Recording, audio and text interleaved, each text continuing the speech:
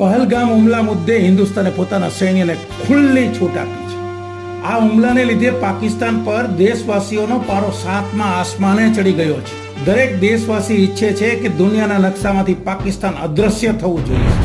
તમારી શું ઈચ્છા છે તે કમેન્ટમાં જણાવજો. જોકે ઇન્ડિયન આર્મીની ચારેય શાખાઓ ભારતીય થલસેના, વાયુસેના, જલસેના અને કોસ્ટગાર્ડ પાકિસ્તાનને નેસ્તનાબૂદ કરવા માટે તત્પર છે.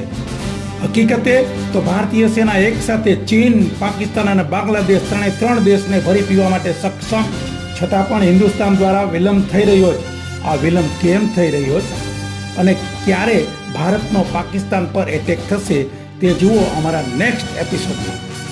અમારો છેલ્લો ઇન્ડિયન આર્મીનો એપિસોડ સુરતથી દિનેશભાઈ ચાવડાએ લાઈક કરેલો હતો. તમે અમારી ચેનલને લાઈક કરો, સબસ્ક્રાઈબ કરો અને કમેન્ટ કરો, જેથી અમે દિનેશભાઈ ચાવડાની જેમ તમારું પણ નામ નેક્સ્ટ એપિસોડમાં આપી શકીએ.